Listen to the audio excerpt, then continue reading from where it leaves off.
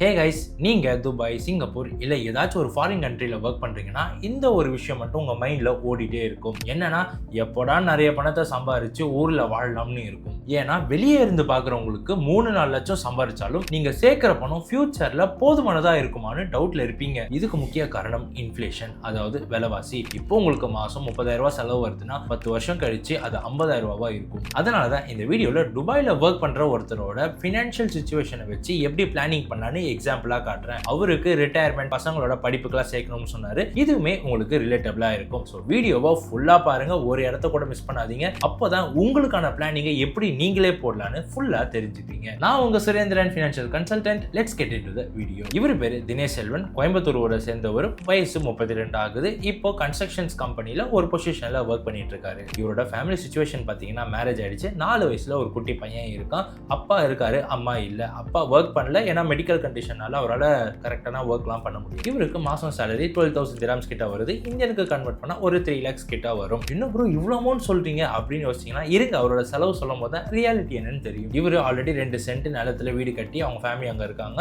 ஒய்ஃபும் ஒர்க் பண்ணல, ஹவுஸ் ஒய்ஃபா இருக்காங்க. இவரோட முக்கியமான ஃபினான்ஷியல் கோல் என்னன்னு பாத்தீங்கன்னா, பையனுக்கு நல்ல எஜுகேஷனுக்கும் மேரேஜுக்கும் பணம் சேர்க்கணும். அதுக்கப்புறமா இவருக்குன்னு ஒரு ஃபினான்ஷியல் பேக்கப், லைக் ரிட்டையர்மெண்ட்டுக்கோ இல்ல ஒரு பெரிய அமௌண்ட் சேர்க்கணும். இந்த அமௌண்ட் அவரோட ரிட்டையர்மெண்ட்டுக்கும் யூஸ் பண்ணணும். இந்த வெளியூர்ல வேலை செஞ்சுட்டு வந்ததுக்கு அப்புறமா பிசினஸ்க்கு தேவைப்பட்டா அதுல இருந்து எடுத்துக்கிற மாதிரியும் இருக்கணும். இப்போ இவருக்கு 32 வயசு ஆகுது. மேக்ஸிமம் ஒரு 50ல இருந்து 55 வயசு வரைக்கும் அந்த துபாயில ஒர்க் பண்ணுவேன். அதுக்கப்புறம் நம்ம ஊருக்கு வந்துருவேன்றதை மென்ஷன் பண்ணாரு. சேவிங்ஸ் பாத்தீங்கன்னா, இவர்கிட்ட 10 சவரன் கோல்டு இருக்கு. அப்புறம் 3 lakhs கிட்ட பேங்க் அக்கௌண்ட்ல சேவிங்ஸா வச்சிருக்காரு. இனிமேல் தான் புதுசா ஸ்டார்ட் பண்ணணும் இன்வெஸ்ட்மெண்ட்டை பொறுத்த வரைக்கும். இப்போ இவரோட மந்த்லி எக்ஸ்பென்சஸா பார்க்கலாம். என்னதான் இவர் 3 லட்ச ரூபான்ற அமௌண்ட்டை பெருசா சொன்னாலுமே அந்த ஊர் படி அவருக்கு மாசம் 1.5 to 1.8 lakhs செலவாகுது. நான் நம்ம ஊருக்கு கன்வெர்ட் பண்ணி சொல்றேன். ஸோ 1.5 to 1.8 lakhs கிட்ட எக்ஸ்பென்சஸ்க்கே போயிடுது. அதாவது ரெண்ட், ஃபுட், டிரான்ஸ்போர்ட்டேஷன், ஏதாவது வெளியே போறாங்கன்னா அதுக்கெல்லாம் சேர்த்து செலவாயிடுது. அடுத்த வீட்டு செலவுக்கு ஒரு அமௌண்ட் கொடுக்கணும். அதுக்காக தான் ஊரை விட்டு ஊர் போய் வேலை பார்க்கறாரு. அதுக்கு ஒரு 40,000 ரூபாய் வீட்டுக்கு மாசம் மாசம் கொடுத்துறாரு. இங்க நான் ஒரு கான்ட்ரோவர்ஷியலான ஒரு பாயிண்ட்டை சொல்ல போறேன். சில பேர் அக்செப்ட் பண்ணுவீங்க, சில பேர்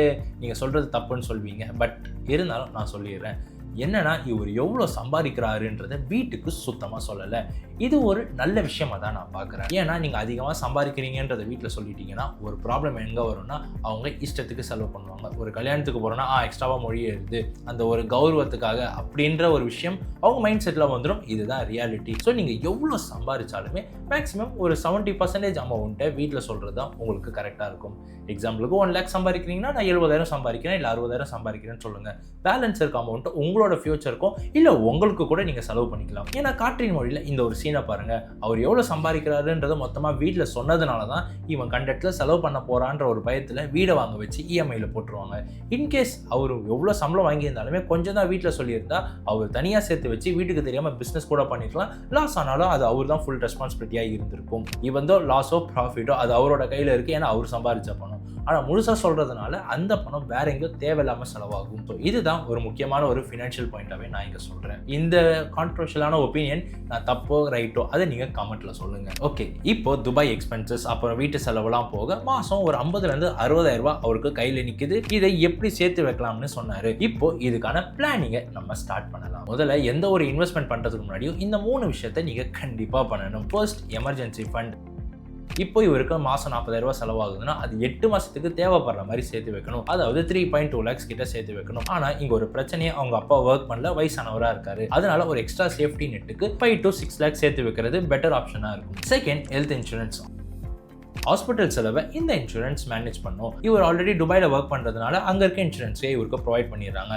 ஆனால் இந்த ஊர் சைடு பார்த்தீங்கன்னா அவங்களோட ஃபேமிலி, அதாவது அவங்களோட ஒய்ஃபு, பையனுக்கு மட்டும் இன்சூரன்ஸ் எடுக்கணும். அப்பாவுக்கு ஆல்ரெடி ப்ராப்ளம் இருக்கனால இன்சூரன்ஸ் கவர் ஆகாது. Third, term insurance. இன்கேஸ் இவர் எங்கேயா ஒர்க் பண்ணும்போதோ இல்லை எங்கேயா இருக்கும்போதோ இறந்து போயிட்டாருன்னா அந்த இன்சூரன்ஸ் மூலமாக வர பணம் நாமினிக்கு போகும். ஸோ இவர் 1.5 to 2 crores கவரேஜ் எடுத்தா கரெக்டாக இருக்கும். இதுக்கு அவர் மாதம் 2,000 to 3,000 பே பண்ணால் போதும். இது எல்லாம் செட் பண்ணிட்டதுக்கு அப்புறமா தான் இன்வெஸ்ட்மெண்ட்டே ஸ்டார்ட் பண்ணணும். இவருக்கு ஸ்டாக் மார்க்கெட் பற்றி அவ்வளோவா ஐடியா இல்லாததுனால நம்ம கிட்ட கன்சல்டேஷன் வந்தார். உங்களுக்குமே நானும் ஃபினான்ஷியல் பிளானிங் பண்ணணும்னு நினைச்சீங்கன்னா டிஸ்கிரிப்ஷனில் இருக்க லிங்க் மூலமாக கன்சல்டேஷன் ஃபார்மை ஃபில் பண்ணுங்க. நானே உங்களை கைட் பண்ணுறேன். ஸோ இப்போதைக்கு இவரோட பையன் ஸ்கூல் ஃபீஸ்க்கு மட்டும் தான் பிளான் பண்ணணும். மற்றபடி எல்லாமே லாங் டேர்ம் இன்கம்ல தான் இருக்கு, like retirement, education, marriage etcetera. School ஃபீஸ்க்கு இப்போ இவர் 30 to 50,000 வரும்னு சொன்னாரு. இதுக்கு 5,000 ஆர்டி இல்லைன்னா சேவிங்ஸ் அக்கௌண்ட்ல போட சொன்னேன். நான் ஏன் இதுல போட சொன்னேன்னா 1 இயர்லயே அமௌண்ட் எடுக்கிறதுனால நம்ம ரிஸ்க் எடுத்து இன்வெஸ்ட் பண்ண வேணாம். அதனால தான் இந்த ஒரு ஆப்ஷனை நான் சஜஸ்ட் பண்ணேன். அடுத்த வருஷமே கண்டிப்பா ஸ்கூல் ஃபீஸ் இன்க்ரீஸ் ஆகும். அதுக்கு நான் என்ன எக்ஸ்பிளைன் பண்ணேன்னா, நீங்க ஆல்ரெடி இன்வெஸ்ட் பண்ணிருப்பீங்களே, அதுல இருந்து ஒரு குறிப்பிட்ட அமௌண்ட்டை வித்ட்ரா பண்ணிக்கலாம்னு சொன்னேன். தென் பையனோட காலேஜுக்கு கண்டிப்பா நான் ஃபாரின் அனுப்ப மாட்டேன், தமிழ்நாட்டில் தான் படிக்க வைப்பேன்னு சொன்னாரு. இப்போ ஒரு இன்ஜினியரிங் டிகிரியை கம்ப்ளீட் பண்றதுக்கு 6 to 8 lakhs ஆகும். இந்தியாவில் இருக்க எஜுகேஷன் இன்ஃப்ளேஷன் பாத்தீங்கன்னா 10 to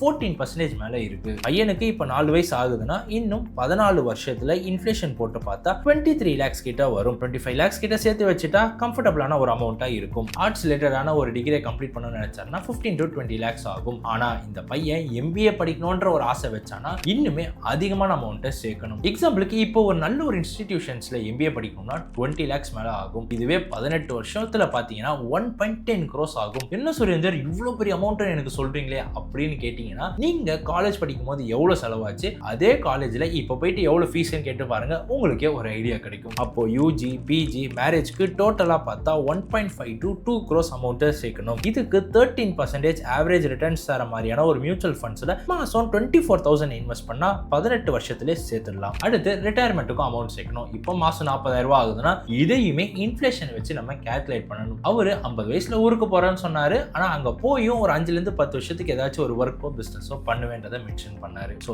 இப்போ 32 வயசுனா 55 வயசாக 23 வருஷம் இருக்கு. வீட்டு செலவுக்கு இன்ஃப்ளேஷனை பார்த்தீங்கன்னா கவர்மெண்ட் டேட்டா படி 6% இன்க்ரீஸ் ஆகும். 40,000 இன்ஃப்ளேஷன் வச்சு கால்குலேட் பண்ணி பார்த்தா 55வது வயசு ஆகுறப்போ மாசம் 1.10 lakhs கிட்ட அமௌண்ட் வேணும். இந்த 1.10மே அடுத்த 20-30 வருஷத்துக்கு இன்ஃப்ளேஷனால அஃபெக்ட் ஆகும். ஸோ இவருக்கு 2.5 crores அமௌண்ட் இருந்தாதான் SWP மூலமா மாசம் வீட்டு செலவுக்கு ஒரு அமௌண்ட் எடுக்க முடியும். இது கூடவே எக்ஸ்ட்ரா ஒரு 50 lakhs சேர்த்து வச்சுட்டாருன்னா அவருக்கு பிடிச்ச தொழிலோ இல்ல அந்த டைம்ல என்ன கரெக்டா இருக்கோ அதை அவர் பண்ணிக்கலாம். ஸோ 3 crores கார்பஸ் அக்யூமுலேட் பண்றதுக்கு 13% ஆவரேஜ் ரிட்டர்ன்ஸ்ல மந்த்லி 18,000 கிட்ட SIP பண்ணா 23 வருஷத்துல இந்த அமௌண்ட் கிடைக்கும். இன்னொரு வழி என்னன்னு பாத்தீங்கன்னா, அவருக்கு இப்போ 50 to 60,000 இன்வெஸ்ட் பண்ண முடியும்னு சொன்னாரு. அதுல இருந்து 50,000 ரூபாவை மாசம் 18 வருஷத்துக்கு இன்வெஸ்ட் பண்ணாருன்னா 4.3 கோடி ரூபாய் கிட்ட கிடைக்கும். இப்படிதான் நீங்க ஒரு NRI ஒர்க் பண்றீங்கன்னா பிளான் பண்ணணும். NRIன்னு இல்ல, யார் வேணாலும் இந்த ஒரு ஃபார்மேட்ல பிளான் பண்ணலாம். பட் இங்க ஒரு டிஸ்க்ளைமரா நான் சொல்லிடுறேன். இவர்கிட்ட நான் கன்சல்டேஷன் வந்ததுனால இவரோட ரிஸ்க் ப்ரொஃபைல், லோன் ரெஸ்பான்சிபிலிட்டி, அப்புறம் மார்க்கெட் அப்ஸ் அண்ட் டவுன்ஸ் ஆனா எப்படிலாம் ரியாக்ட் பண்ணுவாருன்னு தெரிஞ்சுதான் ஒரு கரெக்டான ஒரு மியூச்சுவல் ஃபண்டே அவருக்கு ரெக்கமெண்ட் பண்ண முடிஞ்சது. இந்த விஷயம் தெரியாம ரேண்டமா மியூச்சுவல் ஃபண்ட்ஸ் செலக்ட் பண்ணீங்கன்னா உங்களுக்கு ஹேண்டில் பண்றது கஷ்டமா இருக்கும். அந்த ஒரு கவலை வேணா ஆல்ரெடி சொன்ன மாதிரி டிஸ்கிரிப்ஷன்ல இருக்க லிங்கை கிளிக் பண்ணி கன்சல்டேஷன் ஃபார்மை ஃபில் பண்ணுங்க. ஃபைனலா ஒரு முக்கியமான பாயிண்ட், இந்த இன்வெஸ்ட்மெண்ட் பீரியட்ல தனியா SIP ரன் ஆகிட்டே இருக்கும். இது கூடவே அவர் லம்சம் ஒரு ஒன் டைம் ஆப்ஷனை யூஸ் பண்ணி இருக்க எக்ஸ்ட்ரா அமௌண்ட்டை அப்பப்போ இன்வெஸ்ட் பண்ணார்னா இந்த அமௌண்ட்டை இன்னும் சீக்கிரமாவே அவரால் சேர்க்க முடியும். இந்த லம்சம் SIPனா எப்படி ஒர்க் ஆகுன்ற ஒரு ஐடியா இல்லைன்னா இந்த வீடியோவை கிளிக் பண்ணி பாருங்க. ஸோ இந்த வீடியோ பார்க்கும்போது ஒரு ஃபினான்ஷியல் பிளானிங் எப்படி பண்ணணுன்ற ஒரு ஐடியா கிடைச்சிருக்கும். ஃபியூச்சர்லயும் இந்த மாதிரி ஒரு வீடியோஸை மிஸ் பண்ணாம இருக்க லைக் போட்டுட்டு சேனலை சப்ஸ்கிரைப் பண்ணுங்க.